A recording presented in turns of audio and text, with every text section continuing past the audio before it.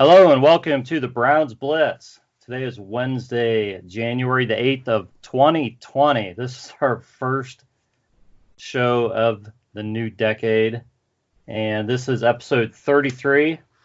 Now I'm excited to bring in a new guest, first one of the year, of course. I have with me Eric Platz. Eric, how are you doing? We'll say this evening because it is this evening. How's it going? That's right. Rod, it's going great, man. Really pleased to have an opportunity to talk to you and talk a little bit about our passion for the Browns. So this will be fun. Yeah, now your Twitter handle is why don't you just give that out? Yeah. It's easy enough. You go by Apex Dawg, but that's not your Twitter handle, is it? Yeah, I guess technically it's at Benefits Jedi. So that's actually technically the Twitter handle, but most probably know me as Apex Dawg, and what I've been kind of just using for the last several years. So, but yet at Benefits Jedi is actually if you're looking me up, but I think you can find me either way though. So. That's where people can find you. And you were telling me you've played quite a bit of football in your day. So why don't you just fill us in a little bit on on what you played and know what positions and what you did for your career. Yeah, no, football is obviously a love that we all share in common. But I was fortunate. I got to play in high school. Then I kind of made my own luck and sent out a lot of recruiting tapes and eventually found a home at Methodist College in Fayetteville, North Carolina, which is a little D3 school. So those up in Northeast Ohio, think about Mount Union and Baldwin Wallace and some of those schools. But then I was fortunate to actually receive a scholarship and transferred out to a Division II school up in West Virginia called Concord College and was a quarterback throughout college. And then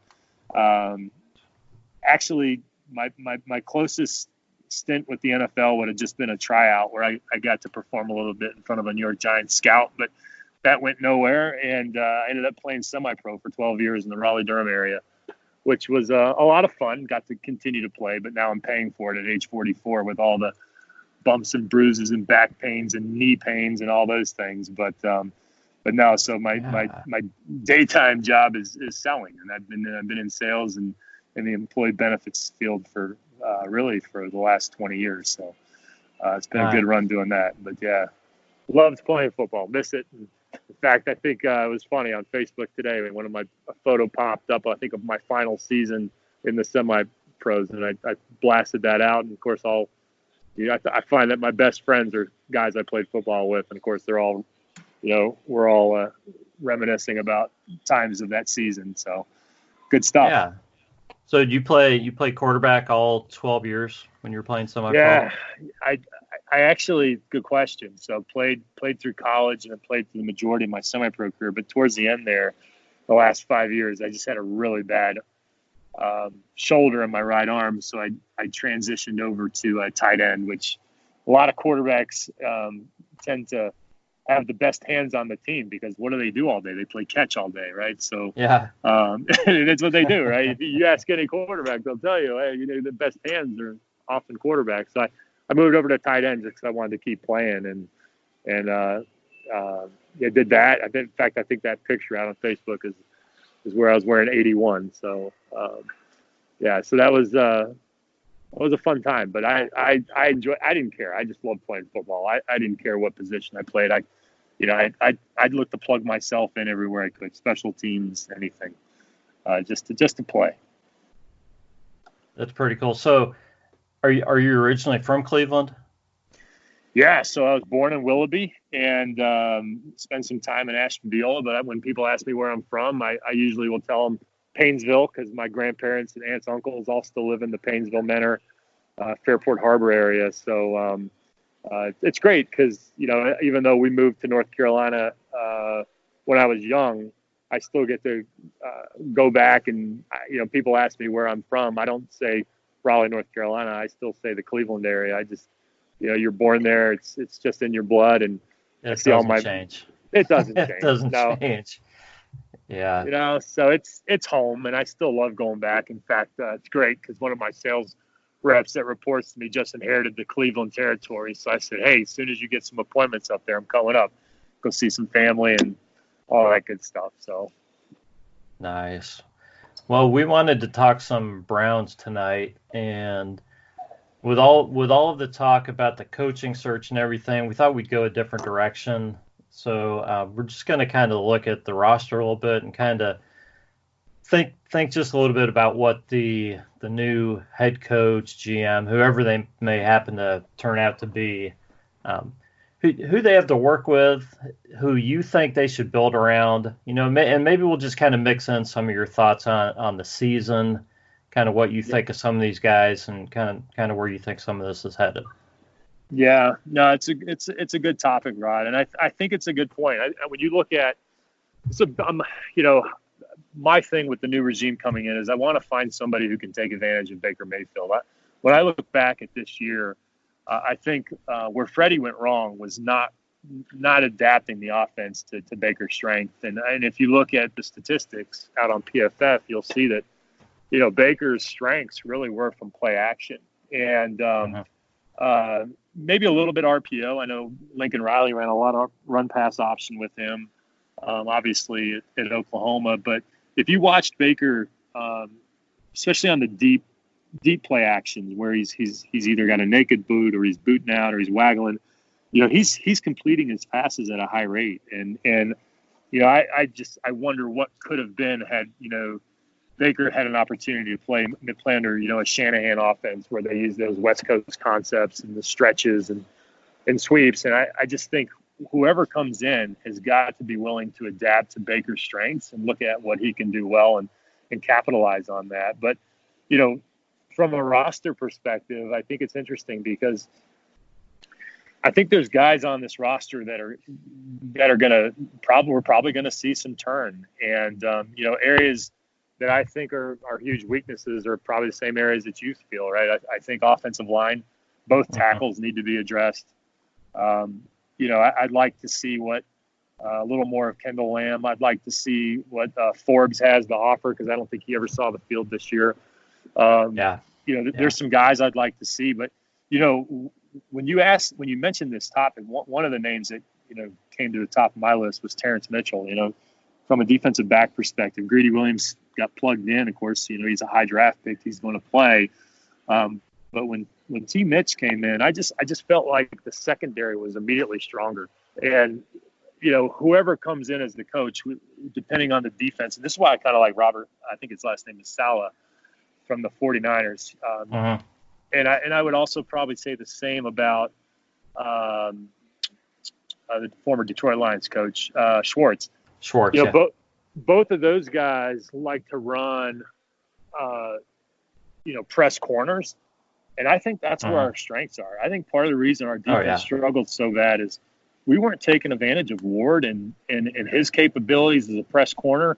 Greedy, he's playing off, but Terrence Mitchell's a good corner that can play press. So my concern is, what happens to Terrence Mitchell? Can you keep three starting corners when one of those may not necessarily be a great slot, which is why we have TJ Carey. So, I'd be curious. I'd love to see more Terrence Mitchell. I think Freddie Kitchens should have played him more in place of Greedy. I think that would have helped the defense, especially when we weren't getting to the quarterback, which I deem kind of the end of this season really was that Steeler game, even though we won the game. But losing Myles Garrett, I just thought was such a devastating blow on the season that the defense really never recovered. Yeah, it changed the entire defense when you take Myles out. It did. Yeah. So when we get into next year, I'm hoping whoever's defensive coordinator, I hope it's somebody who's willing to really leverage that defensive line and leverage those defensive backs to play more press corner. Because I think that's the whole idea. If you can get pressure from your front four, then your secondary should be pressing because that's going to create turnovers. And you look at us in turnovers this year, and we had to be near the bottom of the league in terms of turnovers created. So, love to see whoever comes in, address that and take advantage of the roster there. But I think there's so much. I'd like to see more out of Sione Takitaki. Mac Wilson, I think we're going to see a lot more of. So I think we're okay at linebacker, but I still think, and this might upset some Browns fans when they listen to this, but I love Joe Schobert, and he makes plays. But middle linebacker, man, you need to be a plugger. I want to see a guy that's going to stuff the run at the line of scrimmage. And we're letting guys run the ball 5 and 7 yards a clip, and he's accumulating a lot of tackles. But how many tackle for losses and how many plays is he making at the line of scrimmage? That's when I view a middle linebacker, that's an area of weakness for us, in my opinion. Even though he's a heck of a playmaker, I just need to see more plays made at the line of scrimmage in a 4-3 defense. What do you think, Rod? Well, yeah, I mean, Joe Schobert's definitely an interesting case because, he's a free agent, first of all, so you got to find out what the Browns are. We going to bring him back? Yeah, are Browns? What kind of talks are they even going to have with Joe at this point? But I see what you're saying, because the run has been an issue for however many years you want to go back, and I think we're all tired of it. And Joe is a great player. He does a lot of things well, but plugging the gap in the middle and stuffing the run is not really what he does. So so I think that's something to where you're going to see who comes in, as the coach, and who comes in as coordinators, and what kind of playbooks they bring, and what kind of systems they run, and then they're going to want to get players in to go according to those systems. And let's just hope like heck that whoever they bring in wants to run a 4-3 and not a 3-4, because we've been through that enough times. Oh, but, we can't. Yeah, we can't go through that again. I mean, I don't think we've got the talent to make that shift. And I think we'll see a bunch of people jumping ship if we go back to a 3-4. I totally agree. And you think about our defensive line. Chad Thomas, impressive as heck. I was really excited to see what he was able to do this year. Yeah, definitely. Olivier Vernon, it's funny. Once Olivier Vernon got hurt, I had these images of Willie McGinnis in his latter years, where he just could not even make a pursuit angle towards and contain the edge. And certainly Olivier Vernon, once he got that knee injury, it just he was a shell of himself. But when he's healthy, and when Myles Garrett is healthy, and Chad Thomas is looking like he's a player, I'm excited about our defensive line, as long as I think we still may need one more person at depth for defensive tackle to help out Ogunjobi and Richardson. I could see us potentially looking for some more depth there. I think that would be good. I think some guys play decent, later in the season, but yeah, I mean, you're always looking to upgrade there. Definitely, I agree with you. Yep. Yeah, and then safety. So, are we going to keep Demarius Randall? If you follow him on Twitter, I don't know if he wants to play for the Browns anymore. I don't know. I couldn't follow him. His cryptic tweets. I don't think Demarius Randall's going to be back. That would just be my guess. These when these safeties, especially safeties that are pretty darn good, hit free agency, they're getting a boatload of money, and I just don't see the Browns paying that kind of money to keep Demarius Randall at safety. How about Redwine? I mean, I thought he came, he was able to step in and play. Rookie mistakes oftentimes, but I mean, I wonder if that's a guy that is ready for the big time and to start next year. And Justin Burris, I like the way he played, and Eric Murray's going to come back from the injury, but I still think that's probably going to be an area of the draft they have to address, is at the safety position. I think they're going to address it. I don't think any of those guys will be handed a job at safety. I would be surprised. I think there's a lot of room for improvement there. But like you said, Redwine was playing as a rookie, so you expect some errors, and we'll just have to see what happens at safety. But I would think that they would be bringing some guys in. I think it would be addressed in the draft again. And I tell you, one other guy that shined a little bit this year, and I don't know what his future is with the Browns, but Steven Carlson at tight end. Here's a guy that came out of the Ivy League and made a really huge catch for us, but showed some ability, right?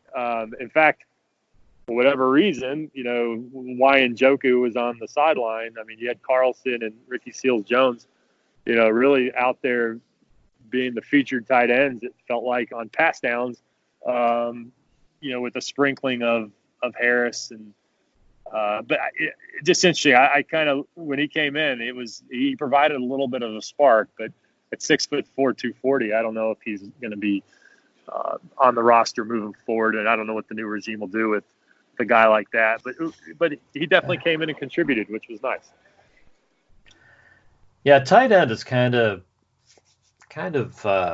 had me, scratching my head kind of all season. And I know that David Ajoke kind of apparently had some issues with Freddie, or maybe it was with John Dorsey. I don't know. I don't know what happened there. It's really none of my business at this point. But I see the Browns as having 4 tight ends, and I really don't know the contract status of any of these guys. Njoku's got to be signed at least through next year, I would say. But Carlson, Harris, and Ricky Seals-Jones, these guys all flashed at least a little bit, right? So, I mean, I guess it's who you like. Ricky Seals-Jones really looked good at times. He looked bad at times too, but Demetrius Harris did not show up as much as I thought he would, as much as I expected him to. But how much of that was the offense? And I'm with you on Stephen Carlson. He looked pretty good when he was given a chance. So I don't know. How do you rank those 4 guys? I mean, I'm assuming you're going to put Njoku as the number 1 tight end, but how do you rank those other 3 guys? Yeah, I would go. If I'm creating my roster, Njoku 1. I'd probably go Ricky Seals-Jones 2. But then what you're running into there is there's not a lot of size at the tight end there to really have a good blocking game. I mean, Pharaoh Brown's your biggest tight end at 6'6", 258. I'm looking at the roster right now. I think it's an area actually they're going to end up addressing in the draft. I actually believe, I don't know how high they'll go, but I could see a 3rd round pick potentially being spent on a tight end, because what we lack, and this, you become too predictable. If you can't have a tight end that can block effectively and catch passes effectively, when you've got an individual that can only do one, which we seem to have a roster full of guys that really just want to go out and catch passes. They're not really great at that's true. Yeah, sealing the edge, right? And that's, if you watched some of the plays where Baker got lit up, it's where our tight ends are, for whatever reason, locked up on a defensive end, and they're not able to hold their ground. And so that they've got to, in my opinion, get out there and find a 6'5", 250, 260 tight end that can stretch the field, play it in the seams, play in between the numbers, but also, more importantly, almost kind of be that 6th lineman on the field, right? That can stick their nose in there and get a seal block on the edge. So, I mean, it's got to see that more often.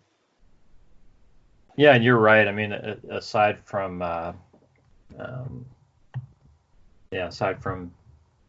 Brown, Pharaoh Brown. Yeah, I mean, David Njoku is the next biggest tight end at 246, and that's really not real scary out of a guy who's trying to line up alongside of offensive linemen and block somebody. But I still think, I'd like to see, another part with David too, and that frustrates me, is he catches the ball twice. I just feel like he always is bobbling the ball, which ultimately, if you look at the one interception that Mayfield threw, I want to say it was against the Ravens, where it was Njoku's game back, and it wasn't the greatest pass, but David went up, bobbled it, hit the ground, and somehow the defensive back came away with it. I think it might have been for a touchdown, right? Maybe that could be. I'll bet Baker had 5 balls this year that hit his receivers' hands and ended up being interceptions. Yeah. Balls that were almost caught by his receiver and then handed off to a defensive back. It was a bizarre season for him. It was strange. Yeah. Yeah. It just, I was at the home opener for the Titans game, and it was electric. It was an absolutely electric environment. And we take the ball, drive straight down the field, and Higgins scores that touchdown. I'm like, here it is. This is the way it's going to be this year. We're gonna average 30 plus points a game, and we're gonna dominate. And we're gonna go to 11-5 and 12-4, and then it just fell apart. That's what we all thought, or that's what a lot of us thought. Yeah. Very, very, very upsetting season. I would actually, out of the 1-31 stretch, this may be more disappointing this season, because we just were so prepared to see a winner and see these guys. And I'm also going to say this. I don't know if this is popular or not, Rod, but they weren't a fun team to cheer for. I just, for whatever reason, me personally, I could not get behind some of the personalities. I love Jarvis Landry. I think he's fantastic. But OBJ and the whole, visor and cleats and goat cleats and all that, I couldn't get behind that. Baker's, I don't know, frustrated me. I think a lot of people felt that way, Eric. I think that I heard that from other people that they were not a very likable team, and I agree. I love I'm a big Jarvis Landry fan. I love Nick Chubb. I wish every guy on the team was like Nick Chubb. Most telling piece of Nick Chubb for me was when he was mic'd and he had just scored a touchdown. I think OBJ said, "Man, can I get a touchdown?" And Nick Chubb said, "Man, I just want to get a win." Yeah, and Nick Chubb. I just thought that's what we need to be hearing. That's what we need to be hearing from the team. Oh man. Well, let's talk about these wide receivers, because I don't know. Jarvis Landry had a huge season. He was hurt most of the season, and he just went out there and just played, and he put up some great numbers. OBJ was hurt most of the year. Aside from all his shenanigans, he still has 1,000 yards. Yeah. The first Browns duo to do that, in 12 years, I think. First time they've had 2,000-yard receivers since 2007, I believe. But then Rashard Higgins kind of gets benched, doesn't really play, and then he saw Kaderl Hodge and Damian Ratley seemed to get his reps later in the season. Since you have a quarterback's eye, what was your thought on just some of the chemistry or lack thereof between Baker and some of these guys? I thought it was significant. I really did. I thought, I think a lot was made out of the OBJ missing OTAs and the mini camps and things, and then the lack of reps, during training camp even by a lot of the first teamers. If you ever watch some of the highlights on ClevelandBrowns.com, most of the passes you saw Baker throwing were to guys like Ratley, like Higgins, the tight ends. You didn't see a lot of during the 7-on-7s or 11-on-11s. You didn't see OBJ and Jarvis making plays. For whatever reason, held them out. And I think the receiving position, I think we've got talent. But the concern I have is both Landry and Beckham are looking at a potential surgery this offseason. And I don't know if you saw the interview. Landry said he could be out six months. Yeah. Or more. So it could really set him back. Yeah, definitely. Yeah, significantly. And OBJ, he's got the sports hernia that he may need to get an operation on. Well, obviously, I hope he does, because that was what the fallback was. That was why they said that, hey, he's been hurting all year. So if that's the case, let's get it done, right? Get it done early, so that Baker indicated that, he wanted to get the receiving group together as soon as possible and start working out with them. early and often. So I think that needs to be done, and that as early as possible, because I felt the chemistry was off. And I tweeted to Higgins. I said, man, somebody needs to come to you with a book deal on the 2019 Cleveland Browns season, because I think you could write a heck of a book, and I think you'd sell a lot of copies, because I'm sure he's got some stories to tell on what went down there with him and Joku and others. But strange to see Ratley, who has some speed. I mean, he's got speed and size. I mean, definitely.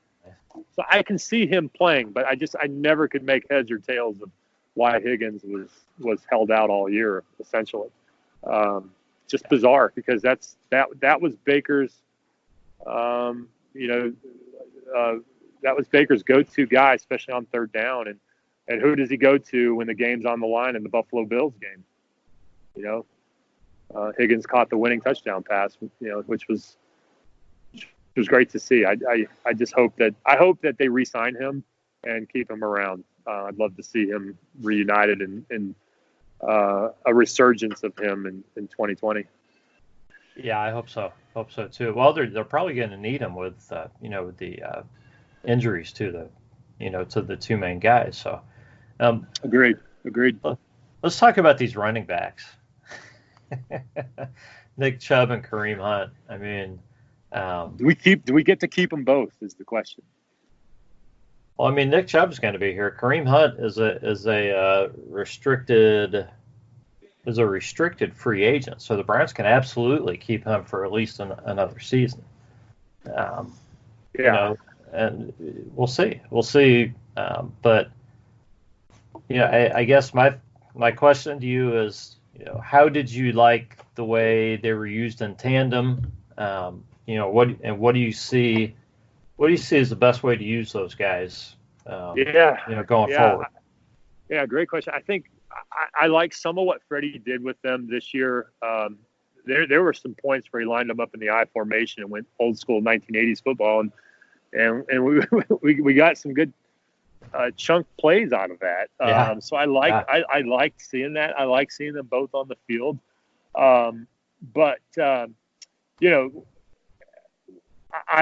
I think in general, though, I think Nick Chubb is your featured back, because I think Nick is a guy who just, he's not going down till the third or fourth guy hits him, right? He's just a hard man to tackle. And what I love about Kareem just plays with passion and plays hard. I think what's, got him as far as he has is how hard he plays. They're very complementary in that way between Chubb and Hunt. If we're able to keep both of them, if they don't use, I'm hoping they don't try to trade Hunt and gain assets for him.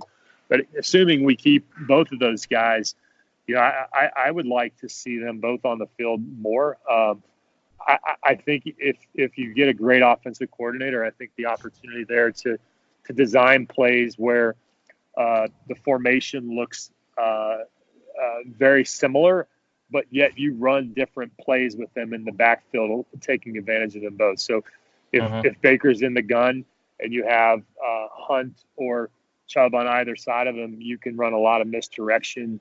You can do some RPOs off of that. I could see a lot of opportunity with both of them in the backfield.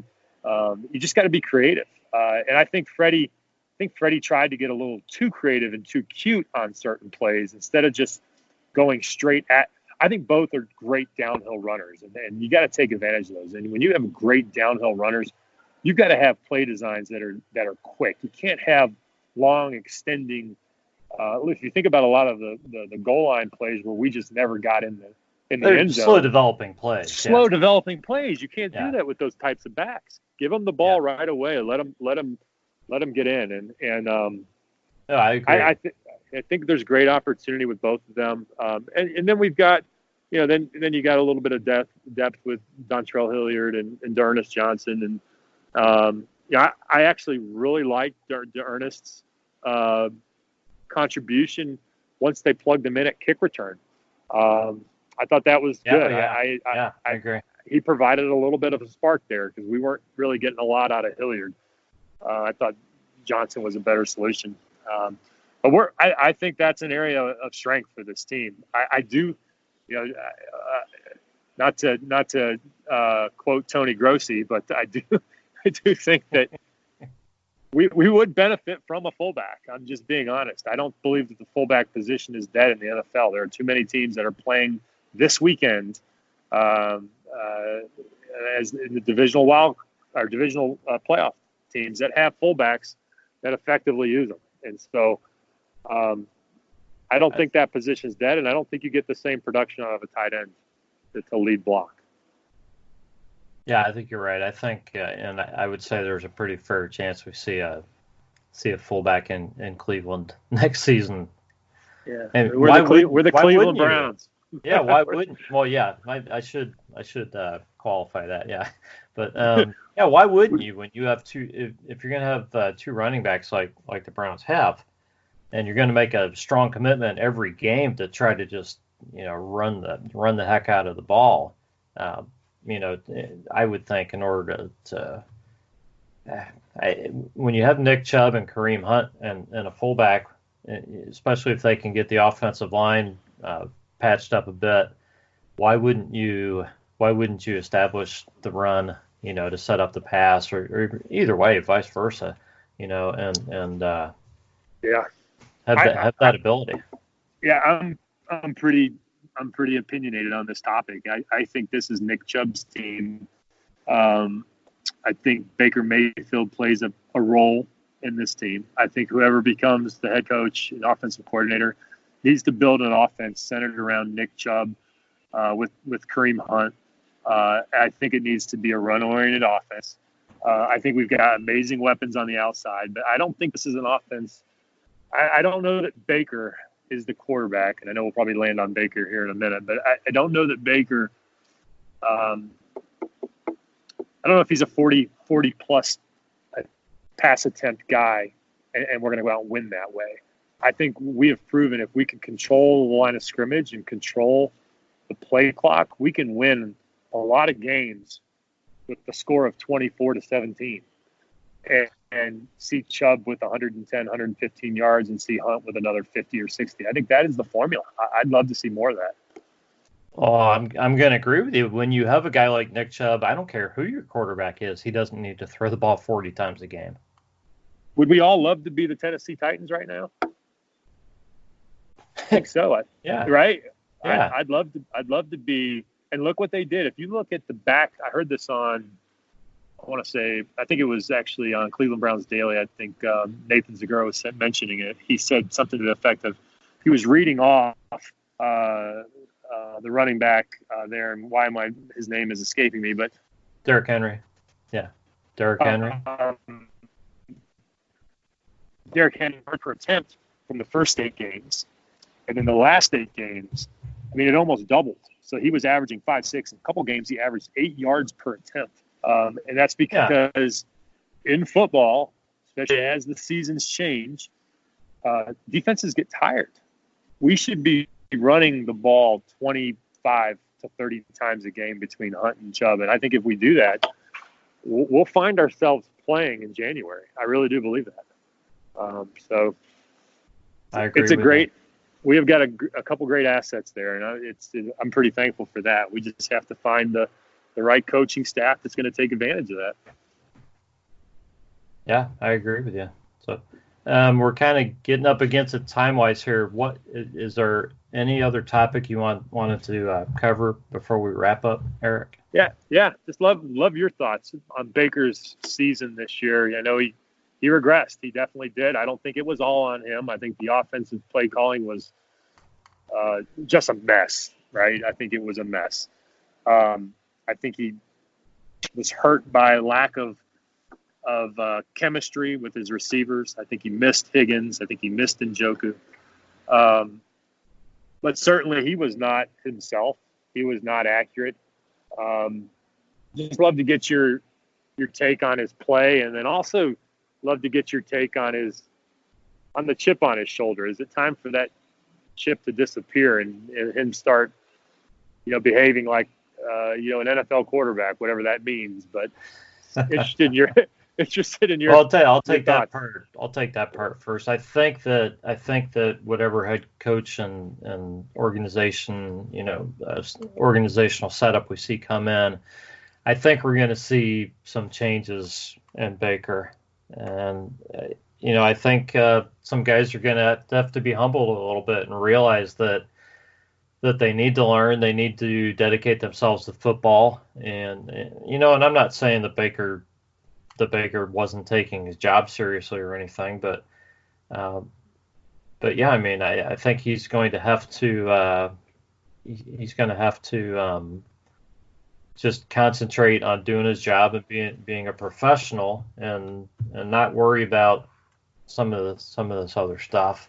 And I know that's not all going directly toward the chip, but the chip comes up a lot, and Yeah. and it really doesn't need to. We all know about the chip. Being in Cleveland, every guy on this team has a chip. Okay, you come to play in Cleveland, you've got the chip. So just go out there and just play with it. We know it's there. All right. As far as his play, I think the points you said are all valid. There were just a lot of factors. I've said on this podcast a lot of times, it's normal for a guy in his sophomore season to regress a little bit, and I think Baker just had a lot of other things that piled on top of that, which are a lot of the things that you said. The receiver stuff, the plays. I think he just kind of got into his own head after a while. The offensive line not giving him protection. After a while, his mechanics were off with his footwork and throwing off, his back foot, and you could just tell that he wasn't comfortable out there for a good part of the season. So, I mean, he still somehow managed to look like Baker a lot of times, though, which is good. But there were just times when he was just playing off. But overall, I don't think his season was as awful as what is what we want to make it, because several of the picks probably shouldn't have been picks if his guys catch the ball. If he has a better offensive line, his numbers are probably better. So there's factors there to where I can see him improving, being able to bounce back because of the outside factors before he even works on himself. So I think he's going to be all right, and I think if we get the right people in, I think that's just going to speed up his progression that much more. Yeah. Last comment for me is I think that I think you're spot on, and I think if we get a coach in here that can really establish the running game, take advantage of those weapons, I think we're going to see a much different Baker in 2020. He clearly wants to lead this team, and he wants to take a big step. And according to some of his press conferences, but take advantage of Chubb and Hunt, and I think the field will open wide open for OBJ and for Jarvis, and I think that's where we're going to start to see Baker shine. And he's got two big strengths that I think are critical. He's got a heck of an arm, which you need to be able to drive the ball on Lake Erie and Cleveland. Mm-hmm. He's got a big arm, and he's tough as nails. This is a kid that, I mean, if you want, I don't know that there's a tougher quarterback in the NFL right now, to be honest with you. The guy is just, you're not going to keep him off the field. And I really appreciate that about him. And I think, I think everybody knows it. He doesn't have to keep proving it. I think we all know it. Now he doesn't need to prove it with his mouth, or, he just needs to go out there and execute now. And I hope he has a great offseason. So I'm looking forward to the new season. And unfortunately, we got to wait a little bit, but I'm excited to see what happens. Yeah, we've got a few hoops to jump through first, but I'm sure it'll be here before we know it. So who's your guy? Who's the guy? Is it going to be McDaniels? Is it going to be Saleh? Is it going to be Schwartz? Who are you leaning towards? Well, I'm going to let you give your pick, because I'm actually going to give my pick near the end of the second segment on this. So great. So I actually think I want Saleh. I think it's going to end up being McDaniels, even though I think there's going to be, before it's all said and done, I wouldn't be surprised if there's some drama there. But the Haslams want McDaniels, so I think that's what they'll end up getting. But I like Saleh. I like a defensive guy. I like a fiery guy that can lead the team and hold the guys accountable. But we'll see what happens. We don't get a vote, I don't think so. No, we don't. I can tell you, I won't be disappointed if it's either one of those guys. So. Yeah, agreed. All right, Eric, why don't you give your Twitter handle one more time for everybody so I can give you a follow? Yeah. At Benefits Jedi. You'll know me as Apex Dawg. And, definitely seek me out on Twitter. I always follow back and look forward to chatting with fellow Browns fans. All right, Eric, you take care. Thanks. All right, thanks, Rod. We're going to welcome my brother Jeff in to the podcast now. Jeff, how's it going? All right, Rod. Here we are again, right? 2 years later? Yeah, we've been down this road before. I think we kind of we knew some of this was coming. So, I don't think we knew for sure about the GM, but it's not that big of a surprise.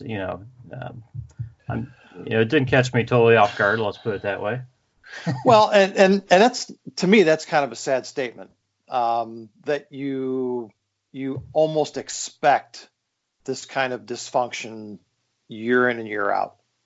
The way everybody felt about John Dorsey, let's just say prior to Freddie Kitchens having his issues, okay, was that John Dorsey was really on a pedestal with pretty much everybody.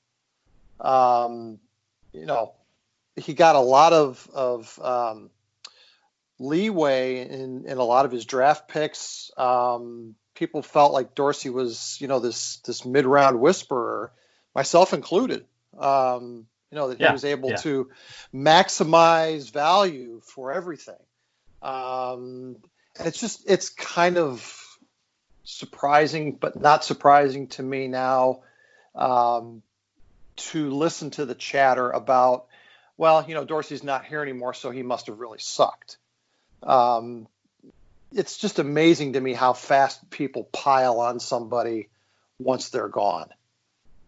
Yeah, it happens fast. And I know there are some things that have come out, about him wanting to be in charge and exerting his authority and things like that. But hey, I'm having a hard time with really, wanting to put all kinds of blame on him and just say that he was, just not a good GM and everything. He's beyond a doubt the best talent evaluator we've had in Cleveland and as long as I can remember. I would agree. I mean, Phil Savage was up there. But I would agree. Particularly like I said, in terms of maximizing mid-round value. Every GM's going to have misses. We can look at the draft historically, and everybody misses, even in the first round. I mean, the NFL draft's a crapshoot. It just is. It is. Totally. And when you're going out and filling roster spaces, in let's face it, we have a short time frame to do that here every year, because we've got to win now. So we've got to go out and find guys that are going to help us win now. Again, you're gonna miss on some guys. So, I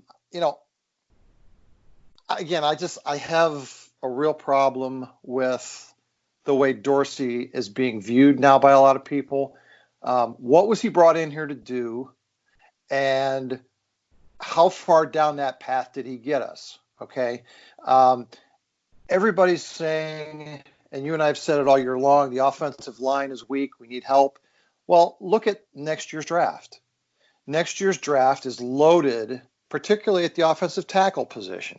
Dorsey knew that, right? So he left some flexibility on the offensive line so he could go out and hopefully backfill that position in the upcoming draft. You can't do everything at once. And listening to people talk now, you sent me something earlier about somebody who tweeted you something that anybody should be able to step in and immediately win with this roster. That just doesn't happen in the NFL. Doesn't happen in any sport. There's two things. It takes time, and the roster's not going to be the same. And whoever comes in is going to change some things. It's going to take, it's going to take time for the new roster to gel a little bit. And you just have to be realistic. First of all, this roster is not a top 5 roster in the NFL. I think a lot of people in Cleveland think it is. It's not. It's a whole heck of a lot better than it was a couple of years ago, and Dorsey's responsible for that. But it is not a top 5 roster, guys. It still needs work, and John Dorsey knew that. Well, and coming from 1-31, it's pretty remarkable that it's as good as it is. Yeah. So, from that perspective, for people to think, the Browns had a great chance of being a winning team this year, if not a contending team this year, I would put that all on the ability of the past 2 regimes to put assets in place to be able to establish that kind of a roster in a very short window.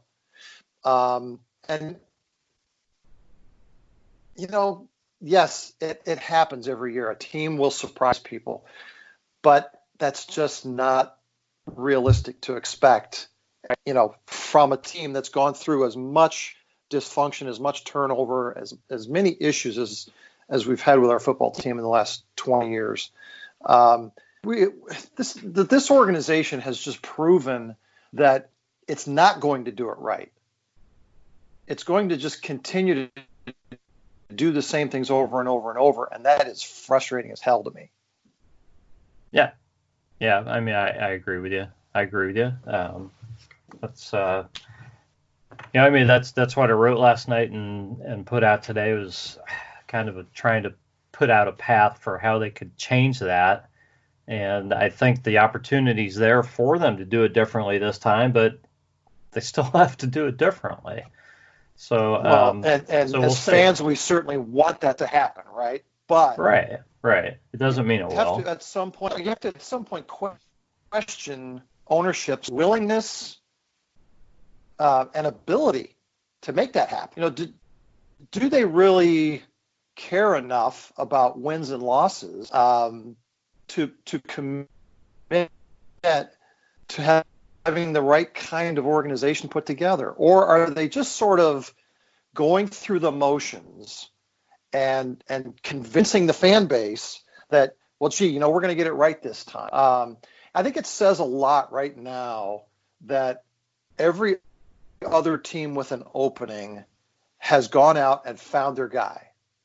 And the Browns are still dilly-dallying and interviewing every assistant that has, any potential, and trying to, make it look like, boy, we're really doing our due diligence this time. We're going to get it right this time. The reality is that, no matter who you pick is going to be only incrementally different from who you had last year. It's going to be an offensive coordinator with little or no head coaching experience, who is going to be expected to come in and win right away. And that's a formula for disaster. Well, and that's true, Jeff. But on the other hand, there's, two things going on here. These other vacancies were filled quickly. And the 2 vacancies that were filled yesterday by the Giants and the Panthers, the Browns didn't want. Shockers. They were shockers. The Browns weren't going to get either one of those guys. Yes. So it really didn't damage the Browns. I've got to call it a head coach board. It didn't damage the Browns board at all.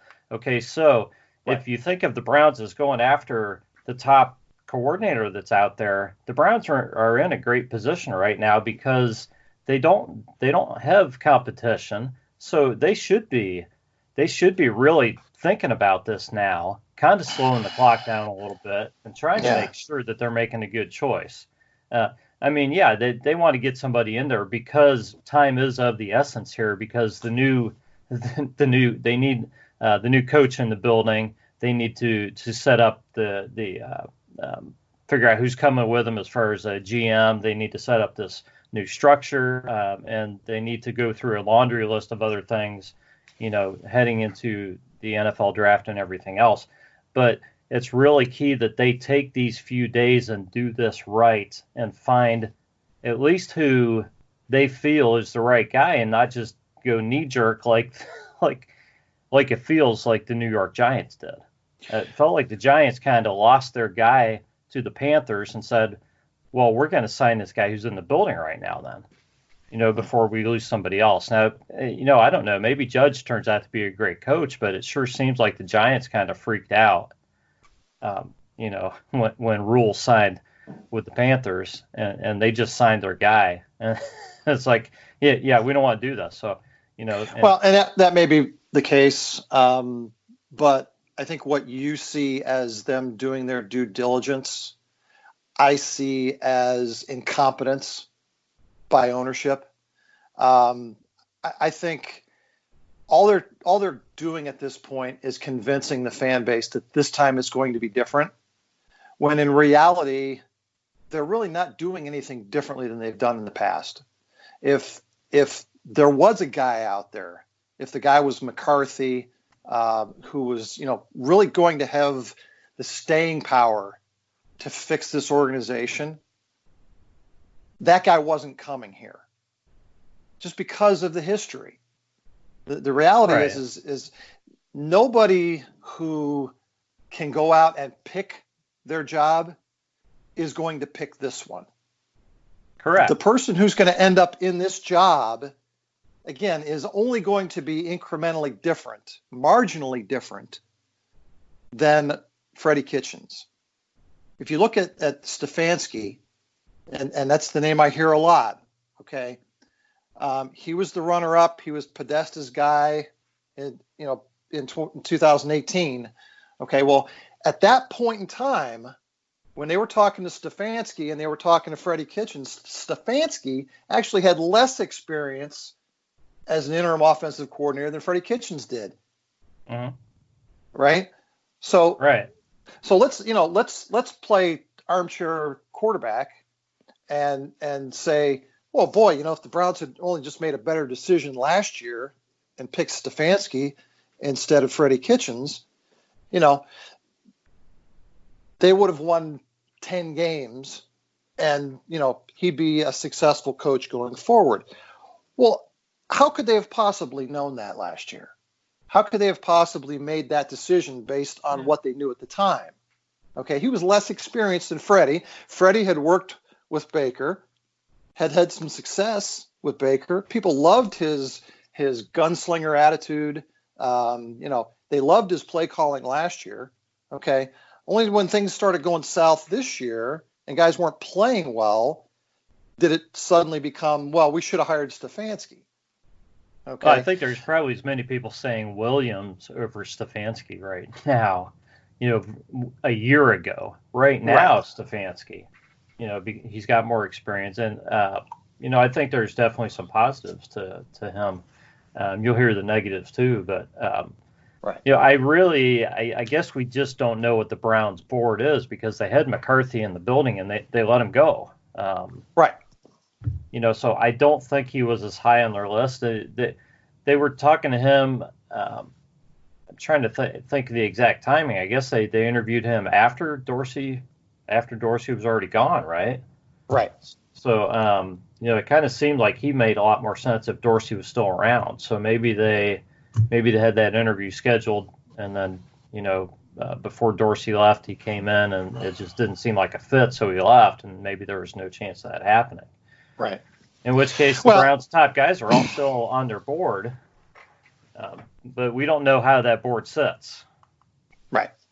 Well, which is fine, and again, I don't think at this point of the 7 or 8 names that are still out there, there's a huge drop off or advantage to any of these guys.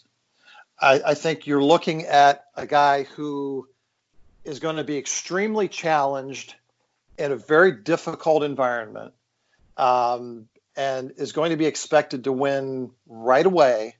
And if he doesn't, he's going to be gone. So for them to talk about investing all this time to find the right guy, I think what they're trying to do is, again, convince the fan base, well, if he flames out, it's his fault. It's not ours. Okay. And that is dysfunction at its height. That is ownership not taking responsibility for the fact that they've blown it now 5 times in 7 years. Okay. And go ahead. Let me ask you this. What kind of search, what kind of interviewing process would you be satisfied with as a fan to show you that it's being handled differently this time?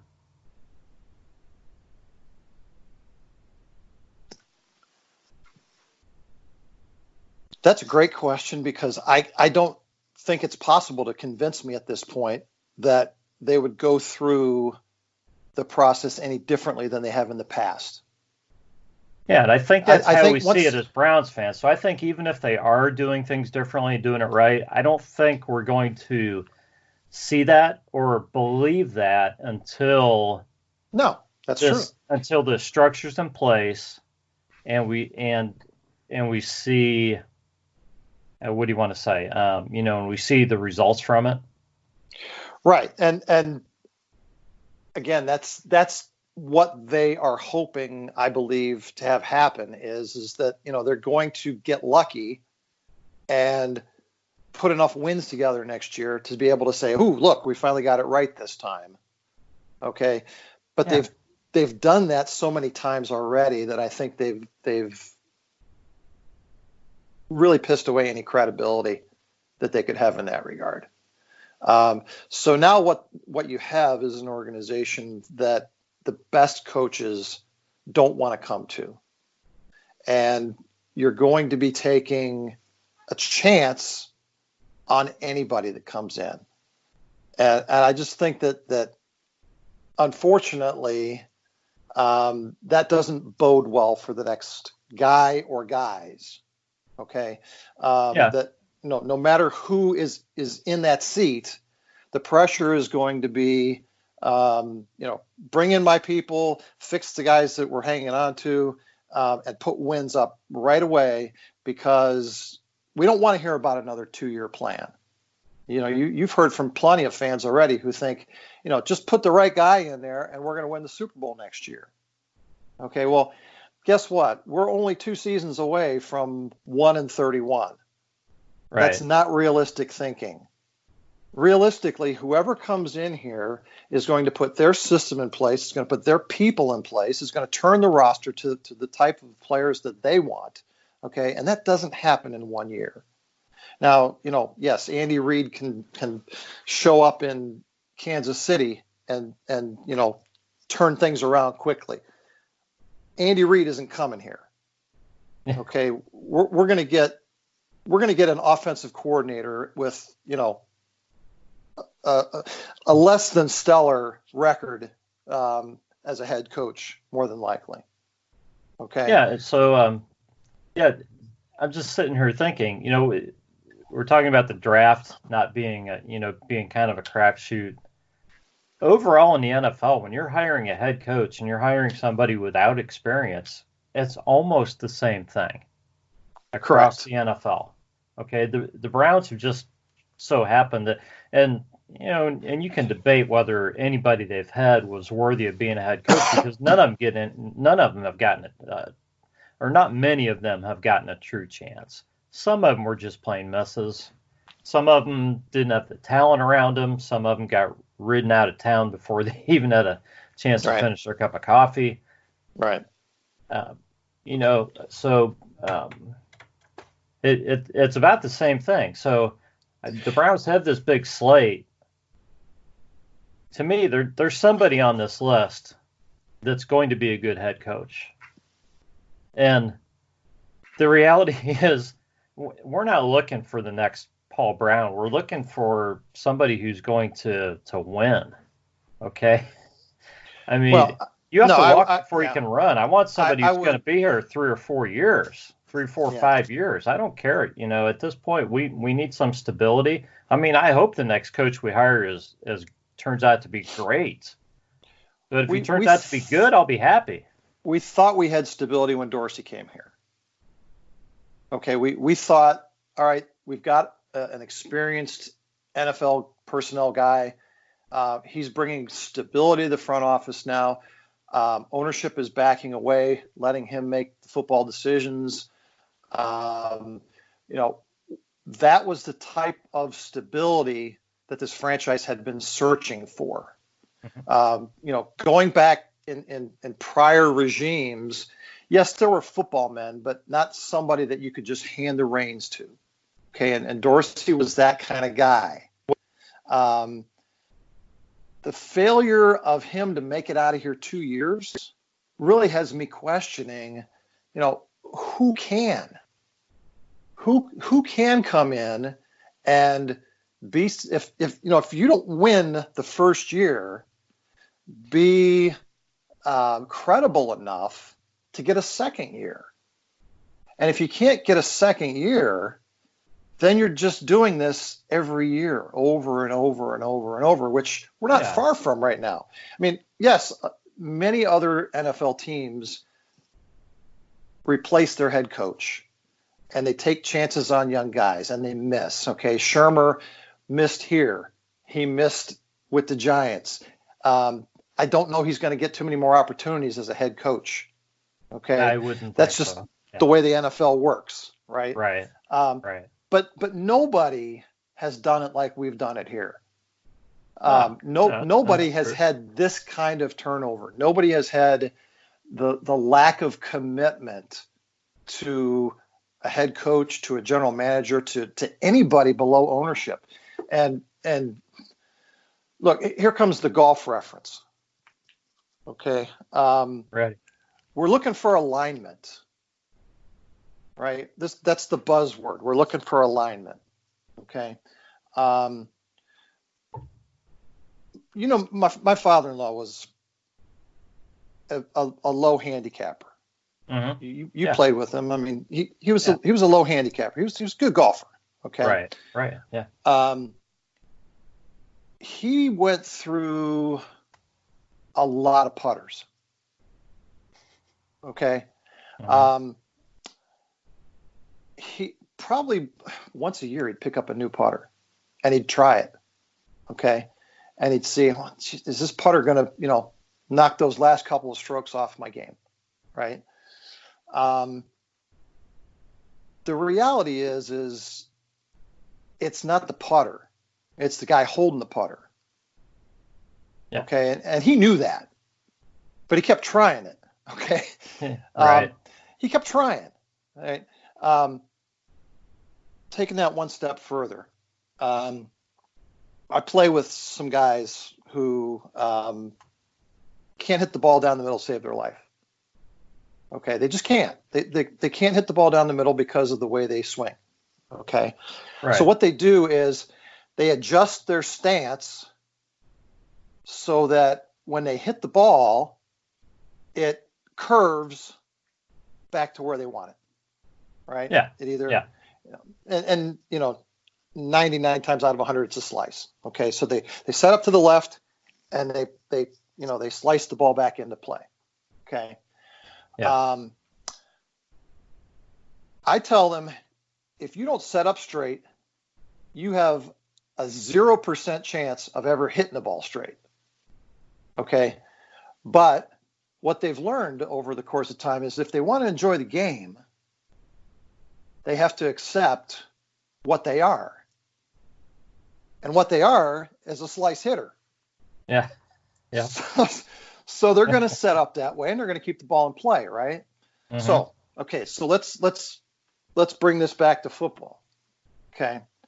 I would submit to you that this elusive idea of alignment doesn't exist. There's no such thing as perfect alignment in an organization. There are always going to be differing opinions. There are always going to, and that's healthy in an organization. Okay. When you bring people at, the management level, you bring them in, they come in and they present differing opinions to ownership. Ownership has the ability then to decide, what's good, what's bad, and move forward. The problem with the Browns organization under this ownership is they've listened to everybody, and everybody's been right at one time or another, and everybody's been wrong at one time or another. Yep. And ownership has never taken responsibility for the fact that these were just people telling you how to run your organization, but ultimately you're the person running it. And if you don't take responsibility for running your organization, you're never going to fix the organization. So, I hope that whoever comes in next is either A, a genius, or B, damn lucky, and puts some wins together, because that's the only way that you're going to break this cycle. Okay, it's not going to change otherwise, because the guy who owns the team and his wife and son-in-law and whoever else is involved in the organization, okay, right, they are condoning this sort of year in and year out cluster that keeps going on. Okay. And they keep coming back to the fans and saying, be patient, we're going to get it right. Be patient, I'm going to get it right. How about you be patient, Mr. Owner? How about you hire somebody? And I don't disagree with your comment at all. Of these 7 or 8 guys, I would say probably 3/4 of them could be successful head coaches in the NFL, given the right environment. Yeah, the problem is that environment almost never exists, and it doesn't exist here.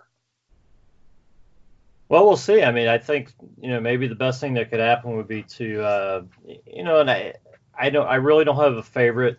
People are pro or con on Josh McDaniels. There's talk that he may not even, that he may back out and everything. But maybe the best thing would be for him to come and sign, a big contract with the Browns, to where they feel are kind of locked into him for a period of time, and right.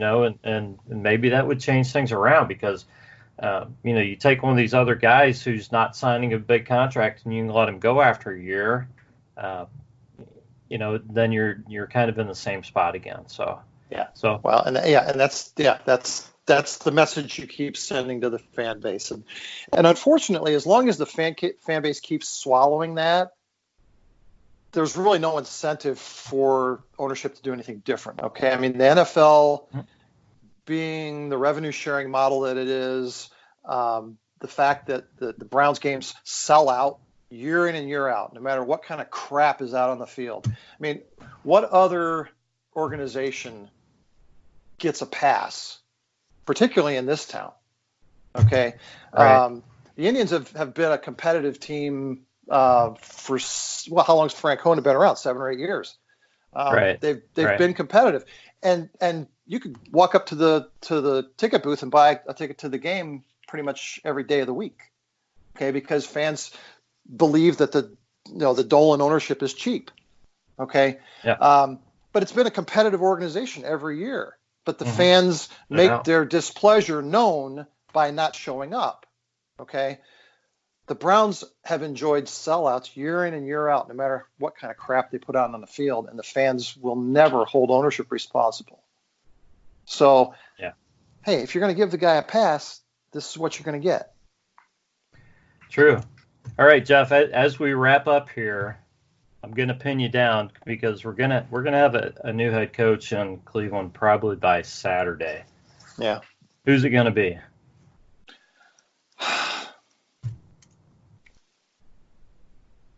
I'm